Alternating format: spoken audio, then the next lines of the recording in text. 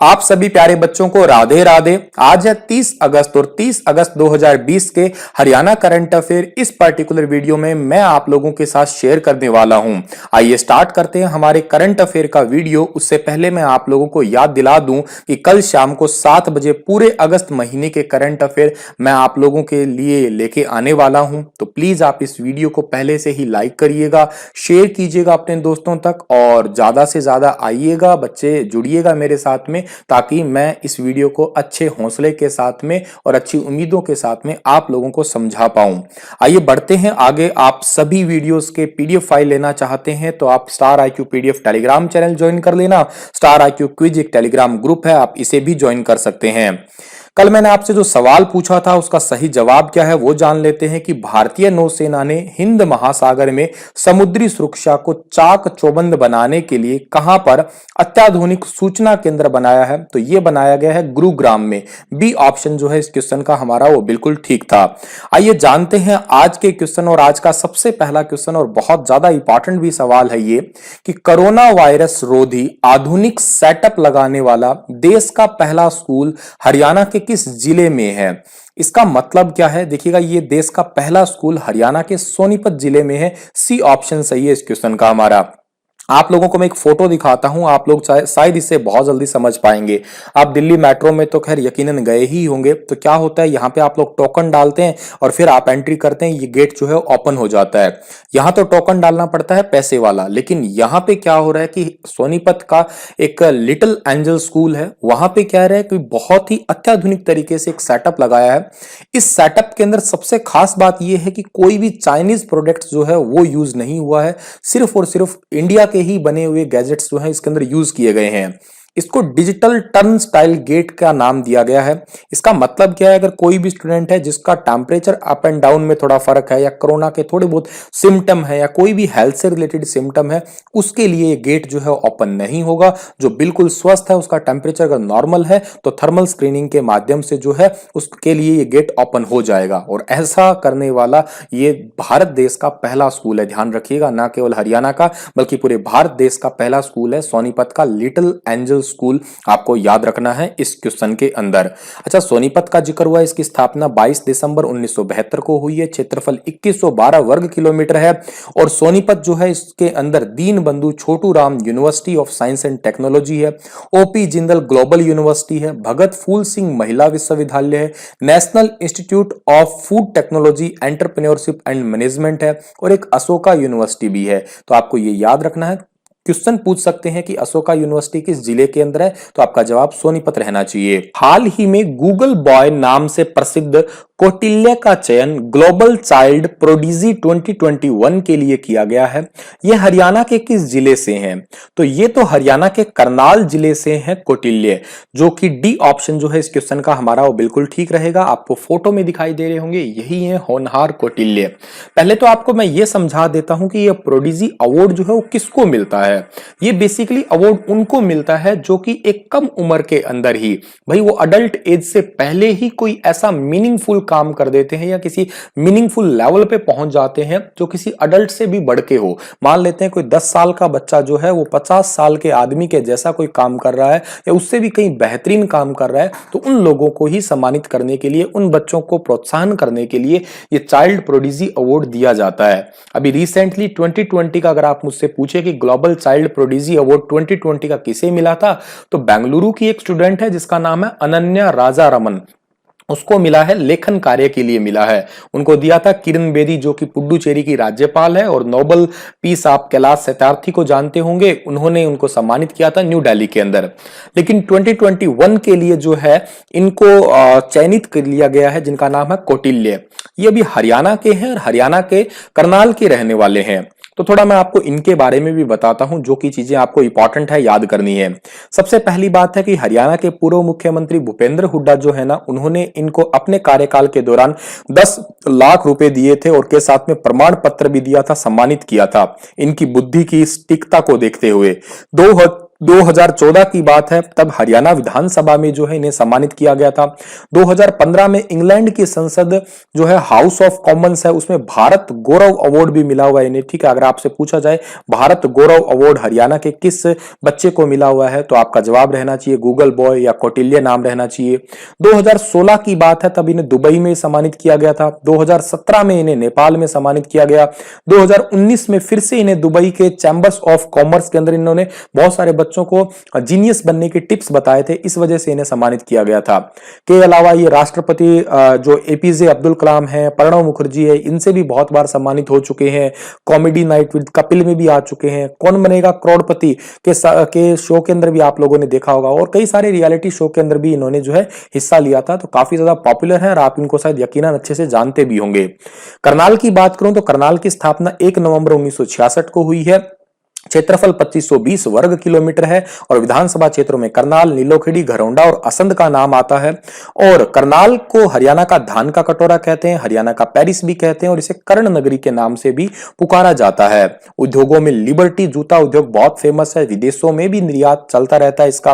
वनस्पति उद्योग बहुत फेमस है। सीता माई का मंदिर जो है वो भी प्रसिद्ध है हरियाणा के अंदर करनाल का। करनाल के अंदर कर्ण झील भी है, आपको वो भी याद रखना है। चलिए अगले क्वेश्चन की ओर चलते हैं हम लोग। तो क्या है कि HSIIDC ने पानीपत में स्थापित किए जा रहे इंडस्ट्रियल कॉम्प्लेक्स को क्या नाम दिया है?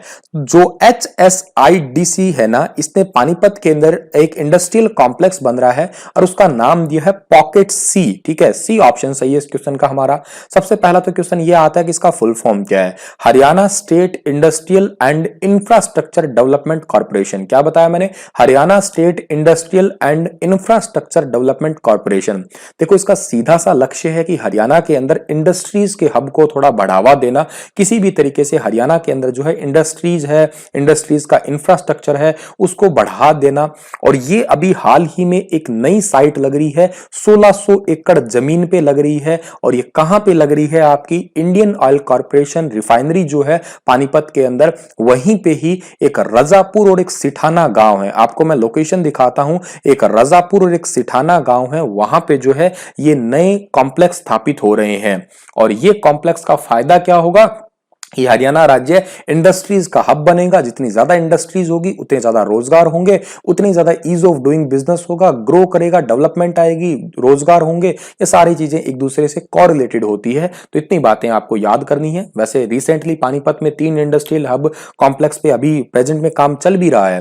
पानीपत को हम लोग जो है ना हैंडलूम सिटी भी कहते हैं और बुनकरों का शहर भी कहते हैं। पानीपत ज्यादा फेमस है अपने 3 युद्धों की वजह से। पानीपत का पहला, दूसरा और तीसरे 3 युद्ध हुए थे, और जिसमें 1526 का जो पहला युद्ध था उसमें सबसे पहली बार तोप का भी प्रयोग किया गया था बाबर के द्वारा। ठीक है, भारत में सबसे पहले तोप का प्रयोग बाबर के द्वारा किया गया था 1526 के पानीपत के पहले युद्ध के दौरान। बहुत बहुत इंपॉर्टेंट क्वेश्चन है अगले वाला भी कि नीति आयोग द्वारा जारी निर्यात सुविधाओं पर आधारित रैंकिंग में भूमि से घिरे राज्यों में हरियाणा को कौन सा स्थान मिला है? भूमि से घिरी राज्यों के अंदर जो है हरियाणा को स्थान मिला है तीसरा। सी ऑप्शन जो है इस क्वेश्चन का हमारा वो बिल्कुल ठीक है। देखिएगा, सबसे पहले तो आपको मैं बता दूं इस निर्यात का मतलब क्या है, इस रैंकिंग का मतलब क्या है, पहले तो मैं आपको ये बताता हूं। रैंकिंग का मतलब है कि निर्यात को बढ़ावा देने के प्रयास करने वाले राज्यों के नाम कौन कौन से हैं, किस किस राज्य ने निर्यात को बढ़ावा दिया है, एक्सपोर्ट में किसने मदद की है। और इस एक्सपोर्ट रैंकिंग के आधारित पे भूमि से घिरे, चारों तरफ जमीन ही जमीन है, मतलब समुद्र नहीं है, उसमें हमारा जो है वो तीसरा स्थान है। अच्छा सर, हमारा तीसरा स्थान है इसके अंदर, तो इस भूमि से घिरे हुए में नंबर 1 कौन सा है? नंबर 1 हमारा ही पड़ोसी है राजस्थान। नंबर 2 हमारा पड़ोसी नहीं है, काफी दूर है, जिस राज्य का नाम क्या है? तेलंगाना है। ठीक है, और अगर बात पूछी जाए कि तीसरा तो हमारा हरियाणा हो ही गया है। लेकिन सर ओवरऑल इस रैंकिंग में नंबर 1 कौन है? तो ओवरऑल इस रैंकिंग में नंबर 1 राज्य जो है वो है गुजरात। गुजरात तटीय राज्य है जिसकी तट सीमा सबसे ज्यादा लगती है अरब सागर से। 2 नंबर पे इसी के पास में लगता हुआ महाराष्ट्र है, और 3 नंबर पे जो राज्य है वो है तमिलनाडु। वैसे काफी ज्यादा इंपॉर्टेंट क्यों है? क्योंकि यहाँ पे समुद्र तट लगता है, तो जहाजों, पानी वाले जहाजों से आदान प्रदान होता ही रहता है सामान का। दुनिया का 90% सामान आपको मैं बता देता हूं पानी वाले जहाजों से ही आदान प्रदान होता है। और पहाड़ी राज्यों में अगर आप मुझसे पूछें कि सर नंबर 1 कौन सा है, तो पहाड़ी राज्यों में उत्तराखंड जो है वो नंबर 1 है, यूके लिख रहा हूं मैं यहाँ पे। 2 नंबर पे जो है वो त्रिपुरा है और 3 नंबर पे जो है वो हिमाचल प्रदेश है। ये नंबर 1 है आयात निर्यात में, ठीक है। निर्यात में अपनी सब्जी है, वहां की क्षेत्रीय चीजें हैं, उनको निर्यात करने में। जैसे हरियाणा है, लिबर्टी जूता आपको मैंने बताया था, बासमती चावल बताया है, इन चीजों को निर्यात करने में बहुत ज्यादा फेमस है और हम लोग इसमें तीसरे स्थान पे आए हैं। ये काफी इंपॉर्टेंट क्वेश्चन है जो कि आपको एग्जाम के पॉइंट ऑफ व्यू से याद रखना है। एक बात आप याद रखिएगा, जो नीति आयोग है ना, नीति आयोग का फुल फॉर्म क्या है? National institutions for transforming India. NITI Aayog जो है इसकी स्थापना कब हुई थी? 1 जनवरी 2015 को। इसका हेडक्वार्टर कहां पे है? न्यू दिल्ली में। चेयरपर्सन कौन है? नरेंद्र मोदी है। सीईओ कौन है इसके? सीईओ का नाम है अमिताभ कांत। इसके पहले जो आपके क्या कहते हैं उपाध्यक्ष थे, उनका नाम है अरविंद पनगड़िया। अभी तो राजीव कुमार है दूसरे, पहले अरविंद पनगड़िया थे। तो इतनी बातें आपको याद रखनी है इस क्वेश्चन से। हाल ही में राष्ट्रीय खेल दिवस पर हरियाणा समेत कितने राज्यों में खिलाड़ियों के साथ कोच को भी अवार्ड दिया गया है? तो हरियाणा समेत 3 राज्यों के अंदर जो है वो खिलाड़ियों के साथ साथ कोच को भी जो है वो अवार्ड दिए गए हैं। सी ऑप्शन जो है इस क्वेश्चन का हमारा वो बिल्कुल ठीक रहेगा। अब आप सभी को पता है कि कोरोना वायरस का टाइम था, तो पहली बार ऐसा हुआ है कि ऑनलाइन अवार्ड जो है उनका वितरित हुआ है। ऑनलाइन अवार्ड का काम चला था। नॉर्थ एरिया के अवार्ड में चंडीगढ़ में जो यूटी है यानी कि यूनियन टेरिटरी सचिवालय है, उसके नेशनल इंफॉर्मेशन सेंटर में ये अवार्ड दिए गए हैं। ठीक है, अगर आपसे पूछा जाए किस सेंटर से है तो नेशनल इंफॉर्मेशन सेंटर से अवार्ड है, जिसमें 3 राज्य कौन कौन से है सर? तो पहला राज्य है पंजाब, ठीक है। दूसरा राज्य कौन सा है? अपना हरियाणा ही है। तीसरा कौन सा है? राज्य नहीं कहूंगा, केंद्र शासित प्रदेश कहूंगा, जम्मू और कश्मीर के खिलाड़ियों के और खिलाड़ी और इनके कोच को अवार्ड मिला है। जिसमें आपको मैं थोड़ा बताऊं तो जैसे कुलदीप भुल्लर है, इनको ध्यानचंद अवार्ड मिला है, ये पंजाब से हैं। कुलदीप हांडू है, द्रोणाचार्य अवार्ड मिला है, जम्मू से हैं ये। अजीत सिंह है, इनको ध्यानचंद अवार्ड मिला है, ये भी पंजाब से ही है। एक लवलीन सिंह है, इनको अर्जुन अवार्ड मिला है। एक कृष्ण कुमार है, इनको द्रोणाचार्य अवार्ड मिला, ये हरियाणा से ही है। एक रोमास पठानिया है, इनको भी द्रोणाचार्य अवार्ड मिला। तो ऐसे कई सारे खिलाड़ियों को जो है वो अवार्ड जो है वो मिले हैं, तो आपको ये याद रखना है, ठीक है। अच्छा, दूसरी बात जो है हमें ये याद रखनी है कि एक चंडीगढ़ से फुटबॉल खिलाड़ी है जिनका नाम है संदेश झिंगन, इनको भी मिला है अर्जुन अवार्ड। और मुक्केबाजी के कोच हैं शिव सिंह, इनको भी मिला है द्रोणाचार्य अवार्ड, ठीक है। ये सारी चीजें मैंने आपको पीडीएफ में लिख रखी है, आप इनको पढ़ सकते हैं पीडीएफ के अंदर भी। तो एक बात और इंपॉर्टेंट है कि मेजर ध्यानचंद अवार्ड जो है इसके बारे में बात करें तो देखो, हॉकी के जादूगर कहलाते हैं ये। इनका जन्म 29 अगस्त को हुआ है, इसी वजह से हम 29 अगस्त को मनाते हैं खेल दिवस। और 1905 में इलाहाबाद, जिसका वर्तमान में नाम क्या है प्रयागराज है, इनका वहां जन्म हुआ था। 1928, 32, 36 के ओलंपिक खेलों में इन्होंने स्वर्ण पदक जीते थे। 1926 से 49 तक अपने खेल करियर में 570 गोल किए हैं, जो कि अपने आप में एक रिकॉर्ड भी है, ठीक है। तो चलिए स्टार्ट करते हैं अगले क्वेश्चन को पढ़ना कि हाल ही में पर्वतारोही नरेंद्र यादव को दिए जाने वाले किस अवार्ड पर रोक लगा दी गई है? आपको मैंने थोड़े दिन पहले पढ़ाया था कि तेंजिंग नोर्गे नेशनल अवार्ड मिलेगा पर्वतारोही नरेंद्र यादव को, लेकिन अब इस पे रोक लगा दी है। रोक लगाने का कारण है कि कुछ लोगों ने, जैसे इनकी अवार्ड के नाम की घोषणा हुई तो लोगों ने फेसबुक वगैरह पे जो है वो अपने एक्टिव होने का रूप दिया। कैसे दिया कि कहा कि जब ये चढ़े थे, नरेंद्र यादव की टीम के लीडर असम के नाबा कुमार पोकन थे तथा हरियाणा की शीला गोला स्वामी थी, इनके साथ ही थे। तो लोगों ने ये कहा कि जब ये चढ़ रहे थे तो ये पूरे रास्ते में मतलब जो है ऊपर चढ़ नहीं पाए थे, बीच में ही इनकी तबीयत खराब हो गई थी। और ये बात नेपाल और इंग्लिश न्यूज़पेपर के अंदर भी जो है वो पब्लिश हुई थी। इनकी कटिंग वगैरह भी इन्होंने फेसबुक वगैरह पे लगा रखी है। इसी वजह से इनको जो है अभी के लिए ये अवार्ड एक बार के लिए रोक दिया है। रेवाड़ी के नेहरूगढ़ निवासी हैं, इनको अभी अवार्ड नहीं मिलेगा। और ये भी कहा गया ये जो फोटो है ना, ये फोटो भी इनकी फेक फोटो है, ठीक है। देखते हैं क्या होता है। वैसे इनके पिता ने उनके केस वगैरह कर रखा है, जिन्होंने फेसबुक पे इनके लिए लिखा है, ठीक है। अगला हमारा क्वेश्चन है कि हाल ही में खेल विभाग ने डिग्री धारकों के साथ अब किसे कोच बनाने का निर्णय किया है? पहले क्या नियम था कि जिसके पास में डिप्लोमा है, डिग्री है, वही कोच बन सकते हैं, लेकिन अब ऐसा नहीं है, ठीक है। जिनके पास में डिग्री है ऐसा नहीं है कि वही कोच बनेंगे, जो सीनियर खिलाड़ी हैं वो भी कोच बन सकते हैं। बी ऑप्शन सही है इस क्वेश्चन का हमारा, ठीक है। नियमों में बदलाव हुए हैं और NIS यानी कि national institute of sports MPED यानी कि मास्टर ऑफ फिजिकल एजुकेशन और बैचलर ऑफ फिजिकल एजुकेशन के साथ में जूनियर अंतरराष्ट्रीय खिलाड़ी अपने खेल में नेशनल सुपर प्लेयर खिलाड़ी, जूनियर नेशनल खिलाड़ी, ग्रामीण नेशनल खिलाड़ी, ऑल इंडिया इंटर यूनिवर्सिटी खिलाड़ी, इन सभी को कोच बनने का जो है अब मौका मिलेगा। नेशनल वुमेन स्पोर्ट्स खिलाड़ी को और खेल नर्सरी में भी कोच बनने का मौका मिलेगा, जितने भी ये जो है पढ़ाई वगैरह कर रखी है या ये टेस्ट वगैरह क्वालिफाई कर रखे हैं। सीनियर इंटरनेशनल खिलाड़ी को 25,000 रुपए और जूनियर इंटरनेशनल खिलाड़ी को 20,000 रुपए या नेशनल खिलाड़ी को 20,000 रुपए दिए जाएंगे। इतनी बातें आपको याद रखनी है इस क्वेश्चन से। हाल ही में खेल दिवस पर हरियाणा के कितने खिलाड़ियों को नेशनल अवार्ड से सम्मानित किया गया है? तो खेल दिवस पर हरियाणा के 13 खिलाड़ियों को जो है नेशनल अवार्ड से सम्मानित किया गया है, जिसमें राजीव गांधी खेल रत्न अवार्ड में रानी रामपाल, महिला हॉकी कप्तान विनेश फोगाट और रेसलर हैं। और दूसरी बात जो है, ये रानी रामपाल महिला हॉकी कप्तान है और विनेश फोगाट रेसलर है, जिनको राजीव गांधी खेल रत्न। अर्जुन अवार्ड में मनु भाकर है, दीपिका ठाकुर है, मनीष कौशिक है, मनीष नरवाल है, दीपक निवास है, कबड्डी खिलाड़ी है ये, और संदीप चौधरी है। इनके बारे में आपको ऑलरेडी पहले भी बता चुका हूं। द्रोणाचार्य अवार्ड में कृष्ण कुमार, ओम प्रकाश दहिया, और ध्यानचंद अवार्ड में मनप्रीत सिंह है, नेत्रपाल हुड्डा है, और उसके अलावा तेंजिंग नार्गे के लिए जो है वो अनिता कुंडूर के साथ में मिलने वाला था नरेंद्र को, लेकिन उनका तो नाम अभी मैंने आपको बताया कैंसिल ही हो गया। अगला क्वेश्चन है कि हाल ही में किस यूनिवर्सिटी ने विद्यार्थियों को जिग-जैग सिस्टम में बिठा के परीक्षा लेने का निर्णय किया है? CDLU ने। जिग-जैग का मतलब कुछ इस टाइप से, पहले क्या होता था कि एक क्लास में 40 बच्चों को बिठाया जाता था, लेकिन अब 20 बच्चों को बिठा के ही जो है वो क्लास में जो एग्जाम लिया जाएगा, क्योंकि सोशल डिस्टेंसिंग को मेंटेन किया जा सके। CDLU यानी कि चौधरी देवीलाल विश्वविद्यालय है, ये सिरसा के अंदर पड़ता है, याद रखिएगा आप लोग। इसकी स्थापना 2003 में हुई है और VC का नाम है राजबीर सिंह सोलंकी।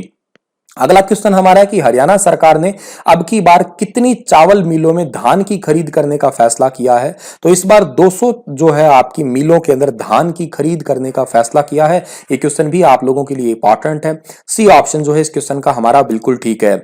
खाद्य और आपूर्ति विभाग ने अब की बार हरियाणा के अंदर 65 लाख टन धान की खरीद करने का निर्णय किया है, और इसमें से करीब 16 लाख टन जो है वो धान की खरीद चावल मिलों में की जाएगी।